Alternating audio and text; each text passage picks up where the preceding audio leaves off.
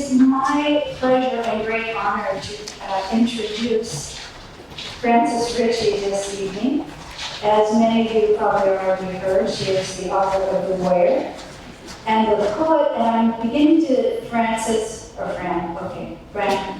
I'm beginning to see it more as a designer, because I know she's not going to take a lot of credit for writing. You'll hear about that why. But maybe I'm starting to like the word designer, poet and designer behind Voices of the Guard. So Fran, who has donated 100% of her time to this effort, has traveled here all the way from New York City to be with us here for this encore performance. Fran is the mother of a veteran and West Point graduate.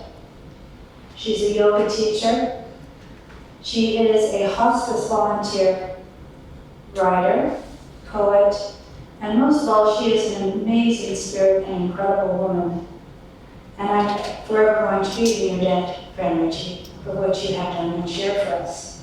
So, without further ado, please help me welcome Fran Ritchie.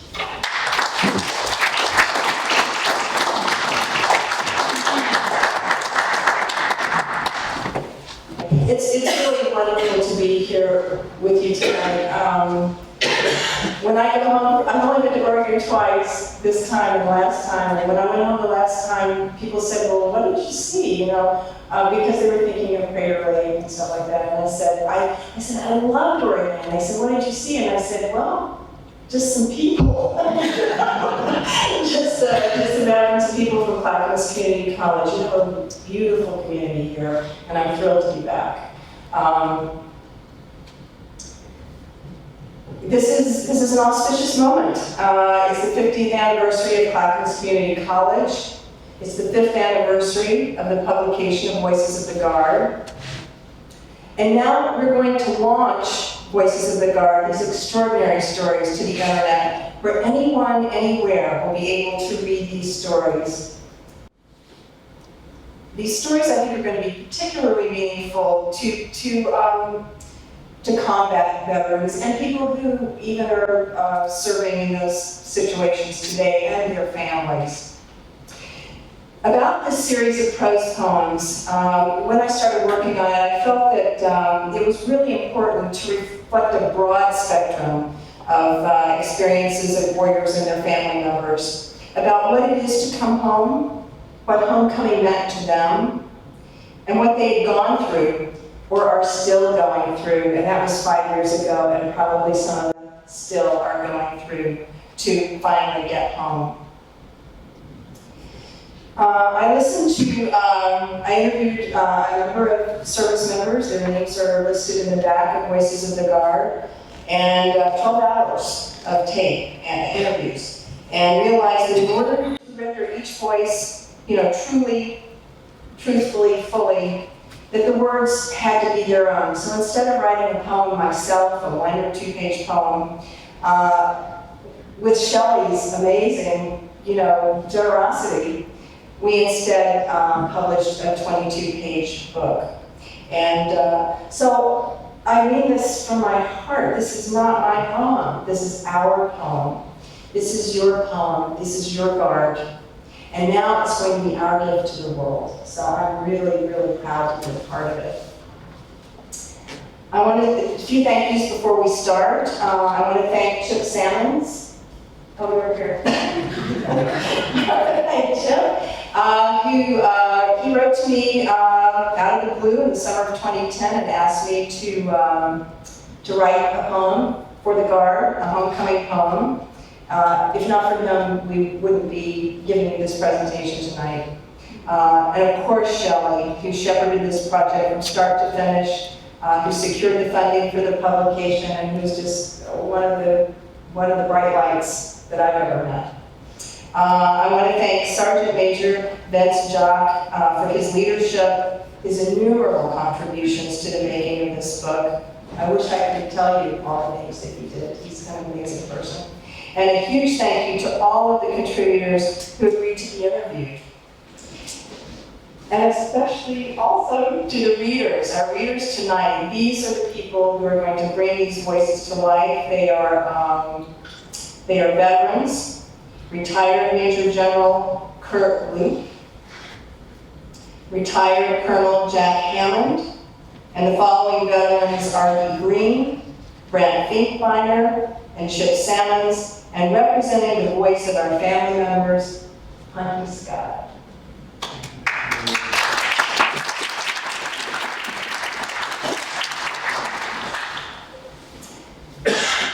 And so I'm going to read, this book is in 10 sections. I'm going to read the heading of the section, and then we'll start. Okay.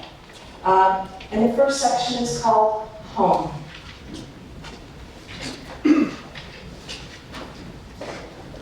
The door opened on the back of the C-130. The air came in.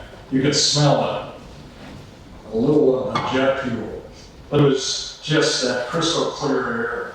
Absolutely crystal clear. And you could see trees in the background. Green. And it was like your eyes were starving for green. They put us on little buses, all of us on gurneys, took us to the hospital. My wife met me up there. She had my little boy walk in the room first. He was 2. And she said, "Hey, who's that?" And he goes, "That's Daddy." And I go, "Come here, little guy," and held on to him. I didn't really feel home because, I still had my whole platoon overseas. You really can't rest, and you shouldn't until you know they're okay. When they came home, I came home with them.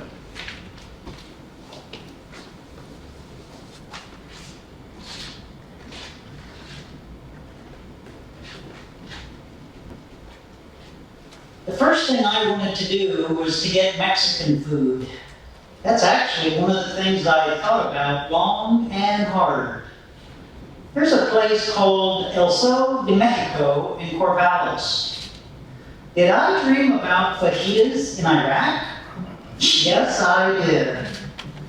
I didn't dream a lot when I was there. I guess part of that is repression. I did have nightmares at home. I'd wake up in the night kicking around or punching the wall. They were directly related to one particular fight. The one where I actually got wounded. No one was lost, thank God. The only people who died were on the other side. I got shrapnel in my lower left back, under my armor. Piece got through my left ring finger and broke off the tip of it. I was half deaf on my left side. I don't know how many people I killed that night. I was a machine gunner, and later on, some guys told me that I cut down a dozen in about a 2-minute strip. It's hard to explain. Those guys chose to fight us. They were doing what they thought they had to do, and we were doing what we had to do. But at the same time, there's a very human factor in there. Just to come to grips with the fact that you killed another human being. Coming home was very confusing and very troubling to me because I felt those things, but I didn't know what I was feeling. I isolated myself. I figured I couldn't cause any problems or get in any trouble if I sat in my room by myself and looked at the internet half the day or played a video game in the corner. I felt like I didn't know how to interact with half the people I knew anymore. My wife was the one who helped me deal with a lot of it. We've gone to counseling. My pastor is a former Special Forces soldier from Vietnam, passing knowledge down from one generation to another.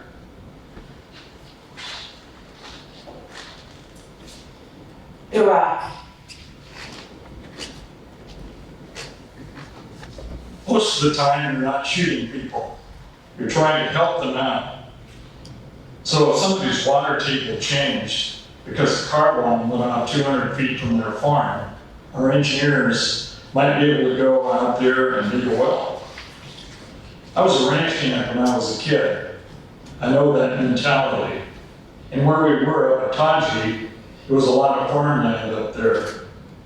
And the farmers, it was so funny. You'd go by and talk to them for a little bit, and they'd kind of look at you, and you could see the look. I really like talking to you, but unless you're going to help me plow this field, I gotta go. There's no difference between these farmers and the farmers we have here in the United States. They could care less about anything else going on. They had their fields that they needed to plant, their potatoes, their corn. They needed to feed their families and take their crops to the market.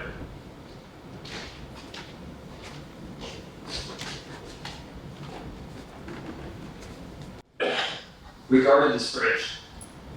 And we had a lot of locals, especially the kids, come up and talk to us. That was one of the coolest parts for me. Having a kid come up, say hi, toss him a thing of water.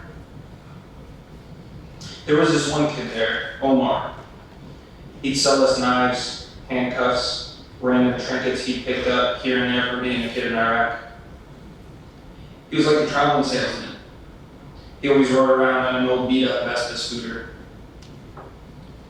Iraq then was a bad place to be, but it definitely had its moments.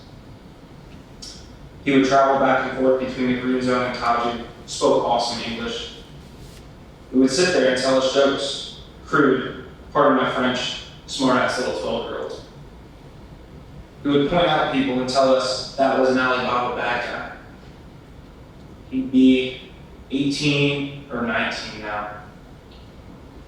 I think about him every day.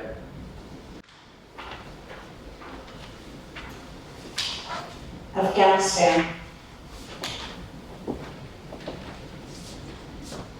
The green zone in Afghanistan is not safe. They have irrigation ditches that have been hand dug for centuries.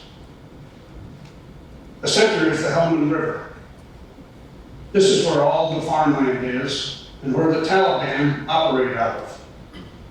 And literally, when the corn comes up, it's 10 to 12 feet tall.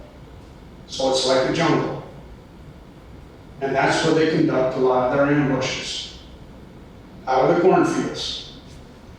You could have 1 foot in the desert and 1 foot in the green zone. Literally. It just stops. When I was blown up down in Afghanistan, I came out of the vehicle and I was really pissed off. And I grabbed 6 Afghan soldiers and went trouncing off by myself, kicking in doors, looking for the trigger man. And my guys thought I was totally crazy.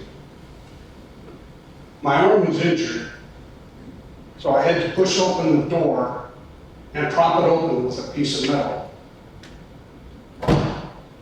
When there's no hydraulics going on, it weighs about 300 or 400 pounds. It was quite a chore. I found 3 brand new shovels when I kicked in one of the doors.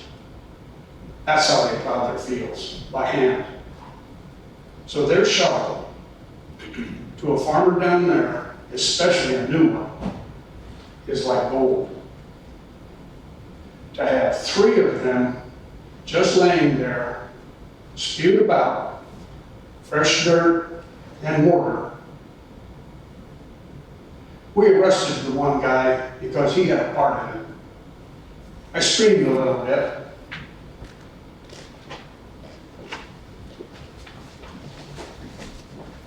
I was a combat medic. Hundreds and hundreds of people wanted to be seen. So the line started very, very early before we ever got there. There was a boy, about 8 or 9, and he'd been standing in line for his family.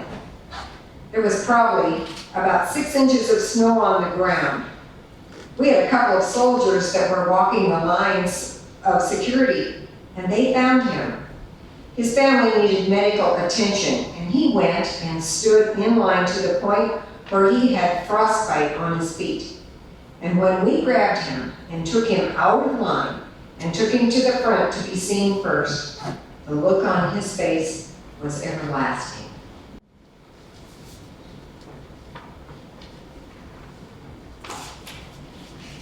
Coping. The last thing you want to do before you start out on a mission is call your wife. I never do that, ever. I call her when I got back. You put them in a suitcase in your head, and you think about what you're doing. In a week or two, I knew I was going to die, and I wanted to make everything straight as I could. I wanted to be a brave person, be what people would expect of me.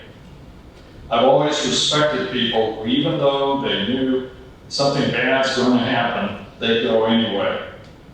That's the difference between stupidity and bravery. I've always wanted to be that way.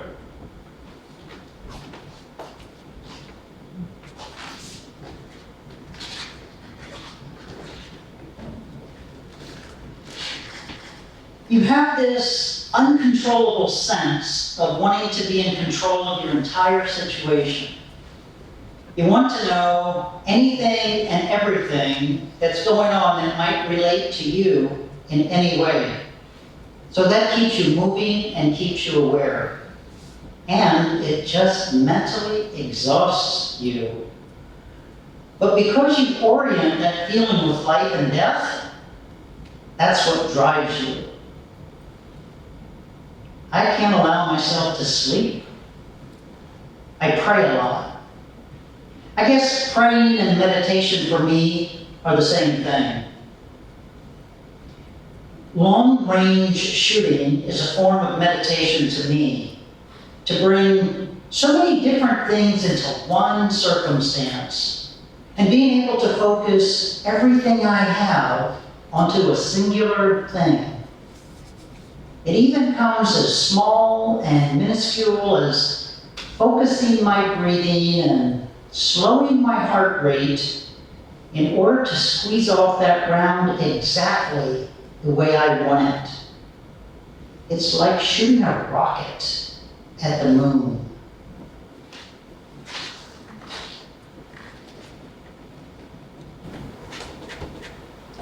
I can definitely say that I'm a different person than I was before I went.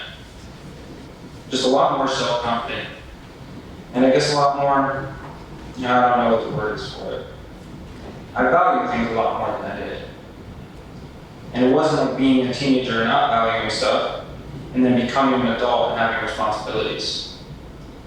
It was going from hometown USA to seeing probably the worst you can see. I guess for me, it made me value everything.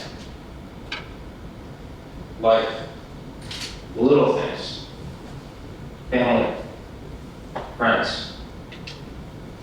It really hit home what can happen in the world.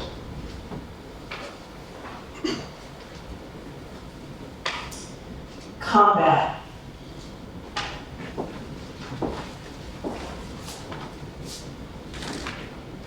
He was killed instantly by a large IED that ripped one of our vehicles apart, literally.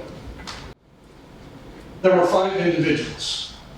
2 were killed. They were local interpreters. Bruno was the 3rd. The other 2 I was able to pull out. They made it. But you mentioned if there was a time or an image. When I came up on the vehicle, and Bruno was laying in the vehicle, and his eyes were wide open. He's got bright blue eyes. It sticks with you. Bruno himself was the type of guy that lived life. He was easily persuasive, vibrant in life itself. That image of his eyes, I kind of wish I could forget. They were fixed to me when I came up. And you could see it in there. I felt like it was, help me. And we tried, but we weren't able to bring him back.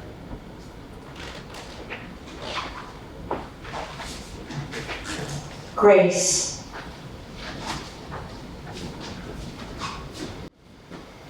Everything went white. And then we were flying through the air, I know. But someone grabbed onto me and I felt really secure. When I was flying through the air, it was like, it was a lady that grabbed me. I don't know who she was. She just whispered my name in her ear, in my ear. And then I remember hitting the ground on my back. It was burning me. I haven't told anyone this. Some people might go, oh yeah, whatever. You just got your bell rung. The lady, she grabbed me from behind. I don't know how to explain this, but when she talked, I could see her. I'd seen her before, but I'd never seen her. I think she had light hair.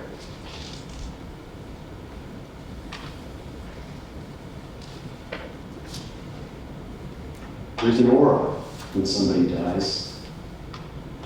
They're still there for a while. I've seen that.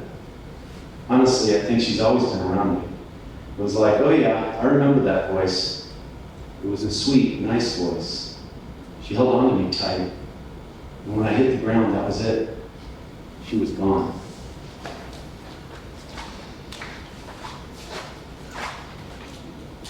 Best moments.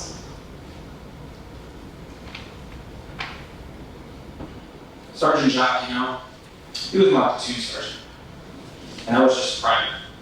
So we weren't like real close. It wasn't like you could just go up and start talking to him. And one day, something had kind of got me down, and I was just sitting outside cleaning one of the machine guns. And he came up to me and started talking to me and asking me questions here and there. And then me and him just kind of sat down and cleaned that machine gun for about 2 hours straight. And you know, it felt more like the kind of connection a father and son would have. I can say that was my fondest moment in Iraq.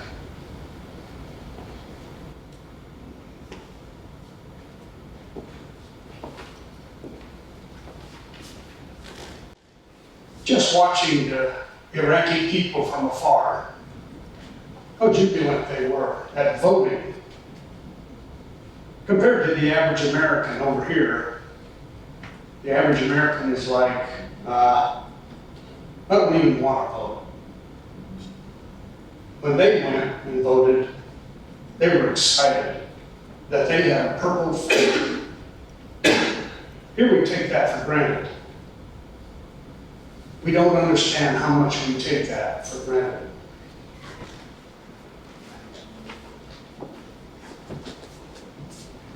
Waiting. When he's gone, I can't sleep in our bed. For most of the year, I slept in the living room in the recliner. And my husband knows. He knows I like that. So he calls and talks to my son and says, "Where is your mom sleeping?" Tell her to sleep in her room, for crying out loud. I have his cologne that he always wore, and I would spray it everywhere. For the kids, instead of having pillowcases on their beds, we used his t-shirts. And we made a Flat Daddy. And we took him to the Enchanted Forest. Flat Daddy went on all the rides with us. He went to the first day of school. Our song is John Denver's Annie's Song. That song, it was his ringtone on my cell. I knew I wasn't going to hear that ringtone forever. My kids know every word to it. For them, that is Mom and Dad's song. That song is Dad. There's a tree outside. It's just an ugly old cherry tree, but they called it the Daddy tree. So they would pick leaves off the Daddy tree. They were Daddy leaves. If someone would leave somewhere, when there were leaves on it, they would pick them off and take them with us in the car, anywhere. That was their thing. The worst time is not really a specific time, but sometimes when you haven't heard from him for a couple of days maybe, and you hear a car door shut outside, There's been a couple of days like that where you kind of think, oh my God, please, please, don't you know? After you put the kids to bed, that's when the lonely sets in.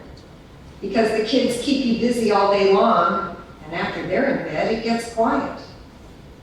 There are a lot of nights spent with that same song, Wait for You. Just makes you cry when you listen to it, but you can't help but listen to it over and over. I wanted to be sure he wasn't joining in because his older brother was in the Guard, and I'd been in for 34 years. But he said, no, I want to do this. He was 21. By 2004, he was the first LT. Eric was brilliant. I can say that because I'm his father.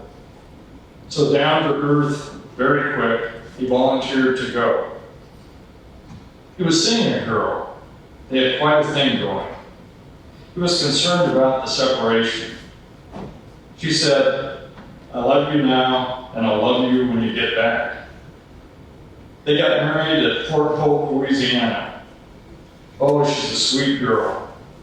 We still get together. She's remarried, has a baby. It's really nice to see her. I found out I can cry, and I don't care what other people think. He'd been over there 3 months. He heard the explosion, saw the smoke. He did it just the way they were supposed to do it. He got out, headed for the burning Humvee. That's when it happened. He was mortally wounded. His last words, he wanted to know how his guys were. When you're so tightly connected with someone, you know, I didn't have a premonition, I'm sorry to say, or more like a feeling that something shook the universe.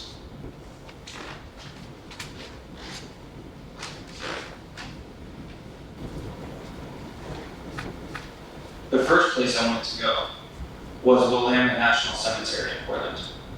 I'd lost my friend, Kenny, on my deployment, and I was just kind of in a rush to get up there. I didn't grow up with any brothers, but I can imagine that he was the closest that you can get without being blood related. It's not like I knew him in middle school, but being tossed into the things we were being tossed into can form bonds that are really a lot stronger and a lot faster. He was just more brother to me than anything. We fought alongside each other, and we fought with each other sometimes. But we were always there for each other. So the worst thing for me personally about the whole ordeal is the reason I wasn't there. He actually had his leave scheduled for the end of July when he passed. And I wanted to get home because I was a little homesick. And he ended up giving me his leave so I could go home. The day I found out, I was actually at the airport flying back to Iraq. So it was kind of difficult because of the way I found out about it, and because he shouldn't have even been where he was. He was just a good guy and said, hey, take my leave. If you want to go, you can have mine.